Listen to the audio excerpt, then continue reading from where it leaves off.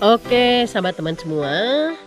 Kalau ketemu saya, jangan malu untuk menyapa saya, karena akan mendapatkan giveaway dari saya. Tunjukkan HP-nya, like, komen, dan subscribe-nya. Akan mendapatkan giveaway 100.000 untuk 2 orang setiap harinya. Untuk giveaway mingguannya, tambahkan hashtag Demade Production. Kamu akan mendapatkan 1 juta untuk 2 orang pemenang. Lumayan untuk di masa pandemi saat ini. Oke, untuk mingguannya tambahkan hashtag Demade Production dan cantumkan nomor teleponmu. Kamu akan dihubungin oleh staf Demade Production. Giveaway-nya adalah 1 juta untuk 2 orang pemenang. Nanti kamu akan mendapatkan pertanyaan seputaran channelnya Demade Production. Nah, untuk bulanannya akan mendapatkan giveaway di atas 1 juta berupa barang, bisa kulkas, sepeda, atau dan sebagainya. Jangan lupa like, comment, and subscribe-nya hashtag Demade Production. Cantumkan nomor teleponmu di kolom komen. Nah, nanti kalian akan dihubungi dari staf Demade Production untuk mendapatkan 3 pertanyaan untuk 1 orang pemenang. Nah, pertanyaannya adalah seputaran channel Demade Production. Makanya ikutin terus channel Demade Production dari awal sampai akhir untuk dapat kesempatan mendapatkan giveaway gila-gilaan dari kita. Nah, jangan lupa like, share, and subscribe-nya. Oke.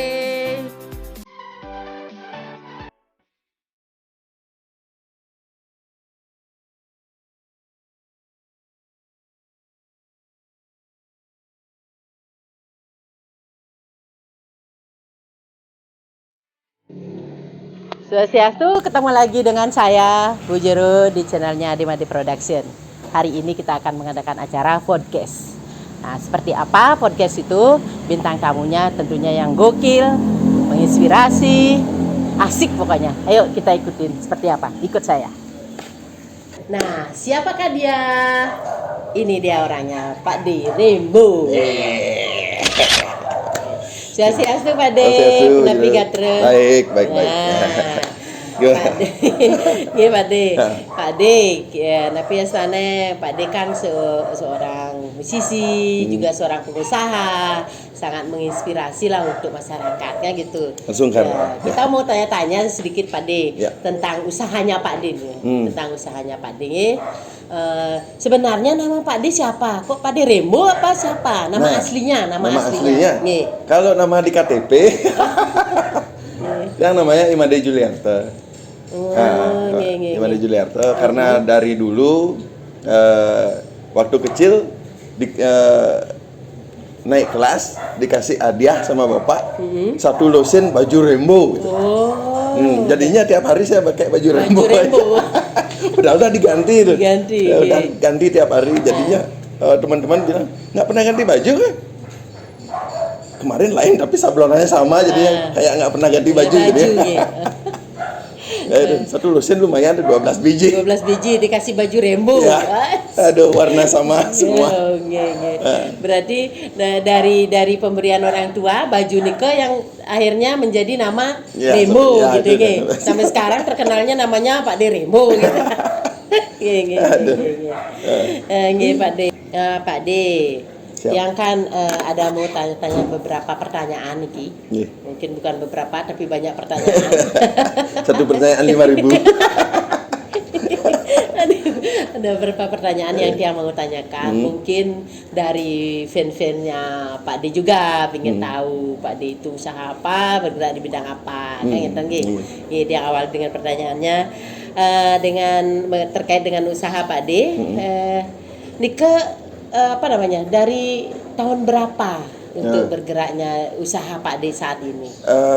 Saya sebenarnya usaha Niki yang rintis sama istri juga kan. Kita ketemu masih pacaran, kita langsung merintis. Terus sebelum yang ketemu sama istri, saya sudah ada sih di rumah usaha kecil-kecilan juga sendiri. bikin brosur yang kayak gitu, itu brosur kartu nama, foto wedding yang kayak gitu. Akhirnya ketemu sama istri, kita jalan bersama berdua. Barulah setelah kebanyakan berpikir, kita memutuskan untuk stay dan produksi di bidang kulit. Di Gitu. bidang kulit ya. Ya. Nggih. Kalau di bidang kulit niki apa namanya? Usaha Pak De niki apa? Apakah jaket kulit, apakah celana kulit mungkin atau apa niki nggih? Sebenarnya basic saya kalau untuk yang sekarang yang sudah berjalan, yang bikin produk sepatu bayi. Oh, sepatu bayi. Iya, sepatu bayi, tas untuk anak kecil, aksesoris jepitan rambut. Ya, di dunia bayi dan anak-anak. Tapi di side project saya, yang punya juga side project, yang juga bikin untuk teman-teman pemusik lainnya dan teman-teman biker yang sering gini ya, nge-ride. Yang bikin juga buat mereka jaket kulit dan vest rompi dari kulit. Berarti selain sepatu anak-anak, aksesoris untuk anak-anak ini juga ada untuk dewasanya nggih. Jaket kulit seperti nggih, sepatu kulit juga. Nggih. Nah, untuk ininya, untuk pasarnya nih Pak De, pasarnya nih apakah hanya lokal apa sampai ke luar negeri atau gimana gitu? Untuk sepatu bayi, untuk jaket kulitnya. Karena itu side project dari pribadi saya. Saya pingin sih tetap ada untuk teman-teman yang perlu perlu jaket kulit, teman-teman pemusik ya. Mungkin kayak Lolot itu saya support, Superman is Dead, Navikula seperti itu, teman-teman seperti itu. Dan untuk sepatu bayi, Arsungkara untuk saat ini kita udah menjamah ke 47 negara. Dunia ya, luar biasa. Arsungkara. Luar biasa, menginspirasi sekali. Ya Pak De, Nika kan produksi ya, Pak De memproduksi kulit ya, yang berbahan kulit, sepatu, jaket. Nah selama pandemi niki, Pak De apakah ada beralih ke bisnis lain atau apa kesibukan Pak De selama pandemi niki? Selama pandemi kesibukan sih nggak ada, tetap kerja aja. Arsungkara juga tidak berpengaruh ya, karena mungkin karena bayi itu lahir setiap hari di dunia. Pasarnya beda gitu. Jadi ya aktivitas selain kerja di masa pandemi itu ya membentuk band Jalan Tengah itu. Berarti tidak ada kendala ya selama pandemi, kan orang ada beralih, saya jualan telur gini, berarti Pak Di terus menjalani usaha itu, tidak ada berpengaruh ya untuk di masa pandemi ini. Untungnya untuk usaha Pak Di sendiri ada. Untungnya luar biasa, bersyukur sekali, benar. Pak De selama menjalankan bisnis atau usaha Pak De yang geluti sekarang niki, pernah nggak terhambat oleh atau mengalami masalah atau kendala di mana gitu, misalkan dari atau lingkungan, orang tua atau modal atau apapun itu, pernah nggak seperti itu? Ya, yang namanya kita menggeluti bisnis pasti ada aja masalah. Ya dulu waktu saya masih tidak terlalu banyak tim, baru tim kayaknya punya tukang jahit 5, ya orderan masih di bawah 100. Ya pernah sih ditipu, udah sering itu. Ditipu ya, rembo ditipu juga. Kita dibayar setengah. Setelah itu kita udah bikin barangnya semua, kita kirim lagi setengahnya nggak dibayar-bayar. Ya itu, wow, tuh berapa kali kita udah alami yang seperti itu. Tapi ya bangkit aja lagi, tetap aja berusaha. Gitu. Saya yakin tetap positif aja nih. Tadi untuk usaha Pak De niki, untuk mengawali usaha Pak De niki, yang mensupport ke siapa? Istri kah, orang tua atau siapa? Yang pertama pasti istri. Istri. Iya. Istri yang mengajarkan saya disiplin juga. Dulu kan sering saya bangun siang. Kalau memulai pekerjaan bangun siang disiram, saya dress. bangun. Ya untuk disiplin dan untuk kayak ya merubah mindset saya juga istri ya. Istri Karena ya. dia juga orang yang tegas sekali. Berarti istri yang mensupport untuk usaha Pak De saat ini sampai Dan bisa. sekarang ya setelah istri pasti ada keluarga, ada orang tua. Pasti. Oke, Ya. Nah, untuk karyawan Pak De, Ya. berapa karyawan yang Pak De pekerjakan untuk usaha Pak De saat ini? Sekarang, Oke. kita punya 75 karyawan di Bali saja. Sekali, ya. Di Bali saja, dan ada kalau nggak salah sekitar 50 lagi di Surabaya. Di Surabaya. Ya. Oh. Yang memproduksi barang kita. Gitu. Luar biasa ya, menyerap tenaga kerja nggih. Nah, untuk masuk menjadi karyawannya Pak Di sendiri nih, apakah ada kriteria tertentu yang Pak D ini kan untuk masuk menjadi karyawan di sini itu? Misalkan harus punya skill mencium bau kulit gitu, kulit apa gitu misalkan. Ya, tahu. Karena perusahaan saya ini berdiri dari nol ya. Seperti hanya saya sama istri, setelah itu punya ngambil karyawan 1, setelah itu 2, 3 sampai perjalanan seperti ini. Saya sih menyungsung asas kekeluargaan sih ya. Jadinya kita semua kerja sama tim. Ada asas kekeluargaan, saya tidak terlalu memilih kamu harus S1, tidak. Yang penting dia jujur bekerja dan giat bekerja. Itu aja. Konsisten bekerja dan loyal ke perusahaan. Itu aja. Nah, maaf sebelumnya Pak D. Penampilan Pak D ini kan rocker gitu loh. Kenapa kok memilih tukang jahit gitu loh Pak D? Apa ada sejarahnya sebelumnya gitu? Apa hobi apa bagaimana gitu loh? Jauh sekali loh begitu. Ya kebanyakan sih kalau saya pikir-pikir, banyak sih teman-teman yang, loh kamu pakai yang gini tatoan kok ujung-ujungnya bikin sepatu bayi ya. Jadi banyak yang nggak percaya. Jadinya gini, dulu memang saya pertama kali memulai usaha itu memang ada order ya dari klien. Dan kebetulan juga di keluarga bapak saya juga tukang jahit. Adik bapak saya tukang jahit juga gitu. Jadi di keluarga itu ada memang darah tukang jahit. Ya, ada gennya ya. Ada gen tukang jahit. Terus ya saya memulai usaha ini minjemlah dulu mesin jahit ke bapak gitu. Makanya sampai sekarang mesin jahit itu jadi logo perusahaan saya. Gitu. Dipinjemin mesin jahit sama bapak sendiri. Ya, dengan modal minjem mesin jahit dan tukang 2 orang. Jadinya satu mesin jahit, 2 orang ini gantian pakai mesin. Ya. Sehingga ya terus seperti itu tambah sampai sekarang ya. Itulah jadi. Apa namanya Pak D?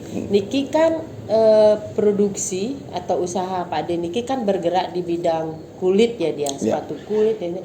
Nah, untuk bahan bakunya ini Pak D nyari di mana? Kulitnya tuh kulit api, kulit buaya mungkin atau kulit ular atau gitu. Kan ada macam banyak kulit ya Pak D. Dulu memang kita waktu namanya kita pendewasaan ya. Pertama kita memang main di segala kulit. Kita main di domba, di exotic animal juga seperti buaya, piton, banyak. Karena ruwetnya perizinan di setiap negara itu menjadi jadi udah kita konsen ke satu kulit aja dah, biar tidak ruwet mikirnya. Jadi sekarang kita konsen untuk sepatu bayi, kita konsennya ke kulit sapi. Dan untuk jaket juga kita konsen ke kulit domba dan sapi. Gitu, dan kita ngambil di Surabaya. Untuk bahan bakunya di Surabaya. Jadi bahan kulitnya pure ke kulit sapi ya. Dan karena kita sekarang bergerak di bidang bayi dan di luar negeri kebanyakan regulasinya ketat sekali untuk bayi. Jadi kulit itu harus dites dulu, dites kimia dulu agar sehat bagi anak-anak yang memakainya. Karena kulit bayi itu peka sekali nanti takutnya kalau bahan kimia kan kulit bayi rentan sekali, rentan iritasi, gatal dan sebagainya. Benar. Nggih Pak De, niki Ya. kan berbahan baku kulit sapi. Nggih. Pak De untuk pengambilan bahan bakuna niki dia berupa mentahan apa yang sudah jadi siap diolah apa seperti apa niki Pak De? Karena kita sudah bekerja sama dengan lama, kita bekerja sama langsung ke pabrik. Jadinya tiang order ke pabrik ini dengan warna tiang sendiri. Jadi saya mau warna abu-abu gitu. Contohnya abu-abu seperti ini, dia datangnya memang abu-abu seperti yang saya minta. Request jadinya ya sesuai dengan apa yang Pak De mau. Iya. Berarti untuk bahan bakunya ini bahan baku yang sudah jadi. Sudah jadi. Tinggal diolah di sini mau Ya. jadi tas, sepatu apa dan sebagainya. Iya. Nah, untuk ininya, untuk limbahnya atau sisa-sisa dari bahan baku nike kan pasti ada sisa-sisa sedikit nike. Iya. Nike dibuang atau diapakan lagi atau diolah lagi nike Pak? Kita ngolah lagi ya, sampai bahan itu tidak ada yang sampai tidak tersisa. Jadinya ada mungkin kita bikin sepatu harus yang cari yang halus-halus. Jadi sisa-sisanya ini kan nggak kepake. Sisa kalau ada besar sedikit kita pakai gantungan kunci. Kalau ada panjang gitu kita pakai gelang. Jadinya, bermanfaat semua. Iya, Berarti jadi tidak ada limbah sama nggak ada sekali. limbah. Nggih. Jadinya kebanyakan sih ibu-ibu rumah tangga yang suka nganyam itu. Nggih. Dia juga nyari sisa limbahnya untuk dijadikan gelang. Jadinya sedikit sekali ya, anggap ya untuk limbah niki sama sekali udah nggak ada Nggak gitu ada, bisa ya. dikatakan gitu. Karena dia bisa diolah lagi Ya. dan bisa dimanfaatkan oleh pengusaha-pengusaha kecil ya, Ya. seperti ini dengan ibu-ibu rumah tangga yang tidak bekerja sambil mungkin jaga anak jadi bisa membantu niki Pak De. Nah, berarti kesimpulannya Pak De untuk mengawali usaha ini benar-benar dari nol ya. Bahkan untuk mesin jahitnya pun dipinjam, tempat minjam ya, walaupun dengan orang tua kan orang tua punya usaha sendiri juga nggih Pak De nggih. Berarti nah untuk ini untuk nama pabrik sepatu Pak De itu apa ya? Ya, Arsungkara dari dulu kita cuma mungkin teman-teman yang di rumah yang pernah bikin jaket sama saya paling tahunya 811. Arsungkara sekarang kita udah punya bangunan baru, pindah ke PT 811 Bali. Untuk alamatnya di mana Pak De namanya? Kita di Jalan Soka, Gang Kertapura 3 nomor 5. Apa namanya? PT 811 Bali. PT 811 Bali. Alamatnya di Jalan Soka, Gang Kertapura 3 nomor 5. Gitu. Ya. Nah, misalkan nih, siapa tahu saya besok punya cucu, mungkin kalau anak nggak mungkin Pak De, dia sudah tua. Nah, ini cucu, saya mau buat pesan sepatu ke Pak De. Yang bisa tiang hubungi itu ada nomor telepon atau apa yang bisa tiang hubungi untuk pemesanannya nih? Nanti teleponnya tiang langsung ke 081 Ya. 236 Iya. 488 Ya. 811. Oke, nggih. Nah, untuk produknya ini salah satu contohnya nggih. Nggih. Salah satu contoh produknya Pak De. Ya. Imut sekali, cilik-cilik lucu sekali nggih, semeton. Nggih, Pak De. Nggih. Ini terakhir nggih. Pak De kan anggap sangat menginspirasi buat kita semua atau buat anak muda di Bali. Penampilan boleh rocker kan gitu, tapi usahanya tukang jahit kan gitu katakan nggih. Mungkin ada beberapa pesan-pesan untuk anak muda yang berada di Bali khususnya biar dapat menginspirasi ke depannya seperti apa gitu. Panten gurang-gurung di jalan karena napi mungkin gitu nggih. Coba apa pesan-pesan untuk Pak De? Pesan saya untuk teman-teman yang masih muda, untuk teman-teman di Bali, jangan pantang menyerah. Apapun rintangan itu, kalau kalian jalani itu pasti akan terlewati. Dan ingat, kalau kalian jangan berpikir, saya usaha sedikit sudah takut dikatain orang, masa usaha mau, jangan. Itu adalah dirimu, percaya pada diri sendiri dan ingat, pasti ada jalan keluar. Semangat. Oh ya, kita kebanyakan ngobrol nih, Bu. Sampai lupa yang menawarkan minum. Silakan minum dulu. Dari tadi sebenarnya saya ingin minum Pak, tapi nggak juari Pak. Ini dah. Sama minumnya. Silakan.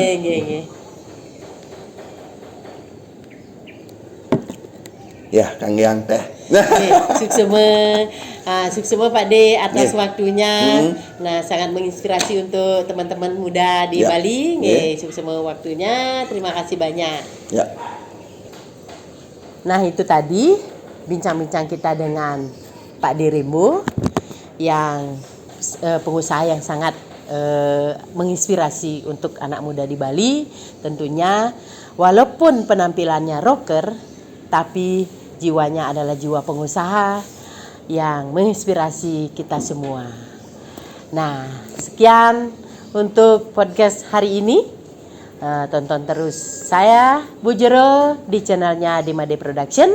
Jangan lupa like, komen, subscribe-nya. Oke, terima kasih.